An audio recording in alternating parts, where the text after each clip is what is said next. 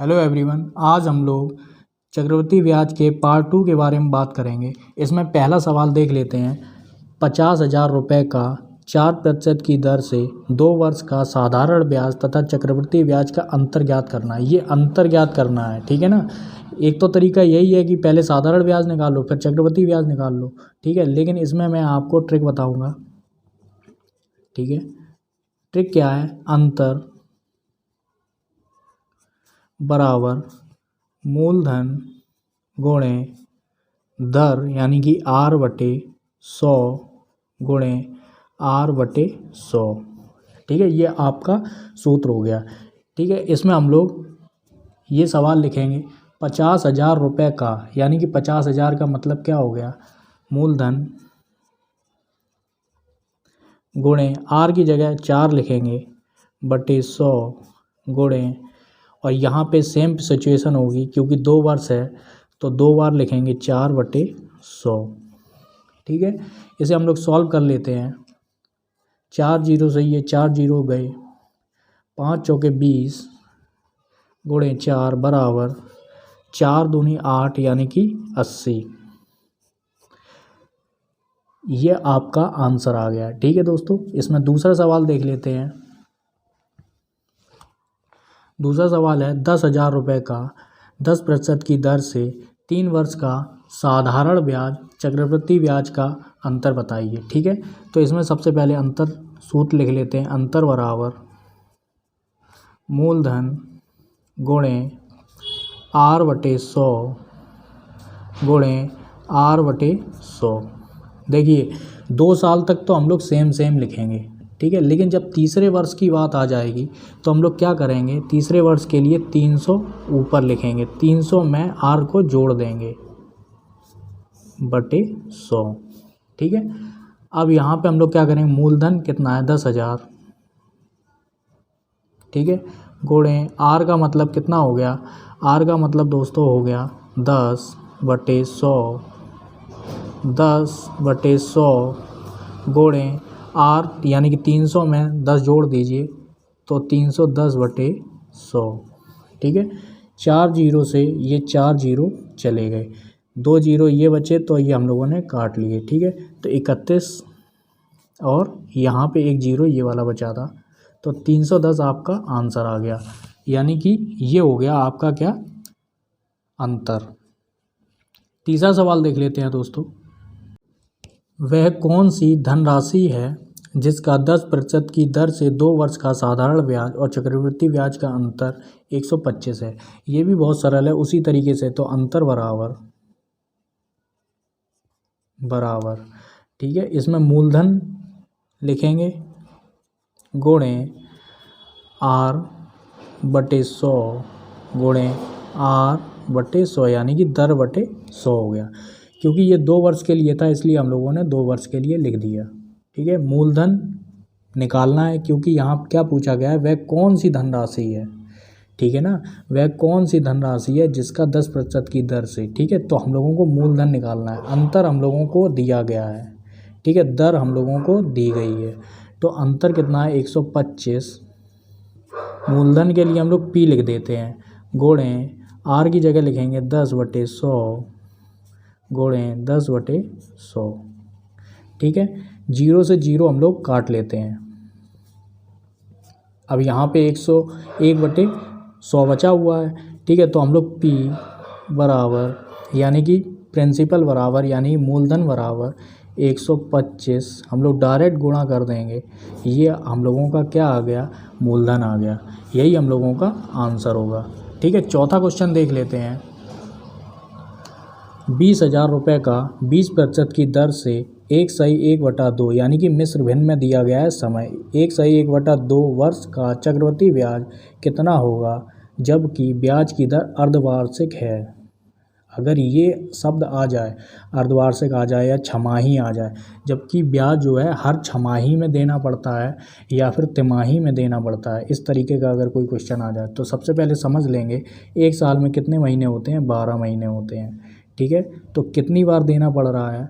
6 महीने में हम लोगों को ब्याज देना पड़ रहा है। कितनी बार? 2 बार। एक साल में कितनी बार देना पड़ रहा है? 2 बार। अब इसी चीज़ को समझ लीजिए कि अगर तिमाही दिया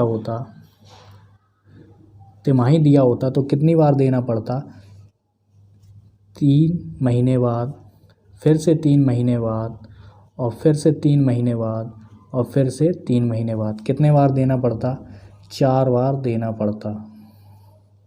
ठीक है, ये हम लोग 4 बार देते। अगर छमाही है तो 2 बार देना पड़ेगा, तिमाही है तो कितने बार देना पड़ेगा, 3 बार देना पड़ेगा। तो छमाही में लिख लो छमाही।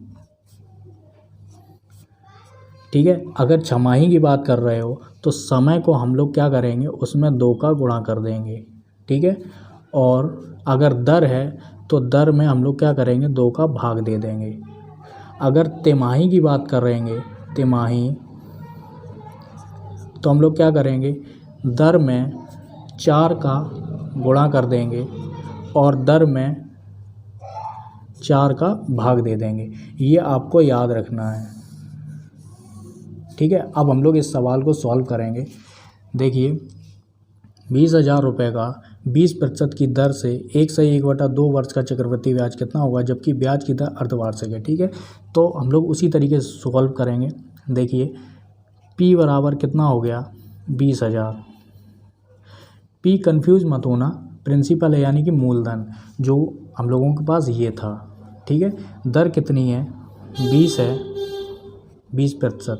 अब इस 20% को हम लोग क्या कर सकते हैं, अगर दर की बात की, छमाही की बात हो रही है तो हम लोग क्या करेंगे, 2 का भाग दे देंगे। तो 20/2 का हम लोगों ने भाग दिया, कितना हो गया, 10 आया। तो यहाँ पे 10% आ गया। ठीक है, 2 का भाग दे दिया। अब यहाँ पे हम लोगों की बात हो रही है समय की, तो समय कितना है, 1/1/2। इसे हम लोग साधारण भिन्न में बदलेंगे तो 2 और 1 3/2 हो गया। ठीक है, अब यहाँ पे क्या करेंगे, छमाही की बात होगी तो समय में क्या करेंगे, 2 का गुणा कर देंगे। ठीक है, जब 2 का गुणा करेंगे तो कितना आ गया, 3 आ गया। तो यानी कि समय 3 है और दर 10% है। ठीक है, इसे हम लोग उसी सूत्र से सॉल्व करेंगे। यहाँ पे मिश्रधन लिख देते हैं, ए लिख देते हैं। ठीक है, तो कितना है, 20,000 गुणे कितना है, 110/100 गुणे 110/100 और 110/100। देखिए, ये 3 बार है यानी कि 3 साल है। ठीक है, तो 3 बार लिखा जाएगा। इसे हम लोग सॉल्व कर लेते हैं। 4 जीरो से ये 4 जीरो हम लोगों ने घटा दी। ठीक है, काट दें तो ये 2 जीरो बची, 1 जीरो से ये गया, 1 जीरो से ये गया। देखिए, 11 11 11, तो 11 का क्यूब कितना होता है, 11 क्यूब होता है 1331। ठीक है, 11 का क्यूब हो गया 1331 हो गया, और ये जीरो हम लोगों ने यहाँ बढ़ा दी और ये 2 हम लोगों ने ये लिख दिया। तो इसका जो आंसर आएगा 0 2 6 6 और 2। ठीक है, अब हम लोग ब्याज निकालेंगे, यानी चक्रवर्ती ब्याज। ब्याज बराबर मिश्रधन में से, ये मिश्रधन आया हुआ है, मिश्रधन में से क्या घटा देंगे, 2 6 6 2 0। ठीक है, क्या घटाएंगे, 20,000 रुपये, जो कि मूलधन है। घटा देंगे तो कितना आ जाएगा, ब्याज आ जाएगा 0 2 6 6, ये हम लोगों के पास ब्याज आ गया। ठीक है, चौथा क्वेश्चन देख लेते हैं दोस्तों। 2,000 रुपये का 40% की दर से 6 माह का चक्रवृद्धि ब्याज ज्ञात करो, जबकि ब्याज तिमाही हो। उसमें छमाही था, इसमें तिमाही है। ठीक है, तो सबसे पहले हम लोग P यानी कि मूलधन देख लेते हैं। 2,000 रुपये लिख देते हैं सबसे पहले। ठीक है, जिससे कन्फ्यूजन ना हो। अब यहाँ पे हम लोग दर की बात करेंगे। दर कितना है, 40 है। ठीक है, तिमाही की बात हो रही है, यानी कि 3 माह में देना पड़ेगा। 12 महीने का 1 साल होता है। ठीक है, तो यानी कि तिमाही की बात होगी तो 4 बार हम लोगों को देना पड़ेगा ब्याज। ठीक है, तो 4 बार देना पड़ेगा, यानी कि अगर दर की बात की जाए तो दर में हमेशा भाग जाएगा 4 का। ठीक है, तो भाग देंगे, कितना होगा, 10 आया, यानी कि R बराबर कितना हो गया, 10% हो गया। ठीक है, अब टाइम की बात कर लेते हैं। इसमें 6 माह है। अब याद रखना दोस्तों, इसमें अगर माह है तो वर्ष होना चाहिए। ठीक है। तो याद रखो कि इसमें 6/12 कर दो, 6/12, 6 दूनी 12, तो कितना हो गया 1/2, और गुणा करते हैं इसमें समय में कितने का, 4 का, ठीक है। तो ये ऑब्वियसली 2 वर्ष आ गया, ठीक है। अगर ऐसे नहीं करना है तो डायरेक्ट हम लोग क्या करेंगे, 6 माह में क्या करेंगे, डायरेक्ट हम लोग 4 का क्या करते हैं, गुणा कर देंगे, तो 6 चौके 24 आ जाएगा। ये कितना आ गया, 24 माह आ गया। 24 माह का मतलब होगा 2 साल, ठीक है, 2 साल। ये इस तरीके से दोनों तरीके हैं, चाहे जैसे आप कर सकते हैं, ठीक है। अब इसमें देख लेते हैं सूत्र में। सबसे पहले मिश्र धन, ये जो चक्रवृद्धि ब्याज जब भी हम लोग लगाएंगे तो अगर मिश्र धन निकालेंगे तो ये पूरा होता है चक्रवृद्धि मिश्र धन, ठीक है ना, लेकिन हम लोग मिश्र धन बोल देते हैं। तो सबसे पहले 2000 गुणे, ठीक है, 2000 गुणे, यहाँ पे दर कितनी है, 110/100, ठीक है। 2 साल के लिए तो 2 बार लिखेंगे, ठीक है, 2 साल के लिए तो 2 बार लिखेंगे, तो 110/100। इसे हम लोग सॉल्व कर लेते हैं। 4 जीरो से ये एक तो 3 जीरो ये चलेंगे और एक ये चला गया, ठीक है। 11 का जो वर्ग होता है वो होता है 121, जीरो लगाया, गुणे ये वाला 2 लिखा, ठीक है। इसे हम लोग सॉल्व करेंगे, 0 2 4 2, ठीक है। चक्रवृद्धि ब्याज निकाल लेंगे,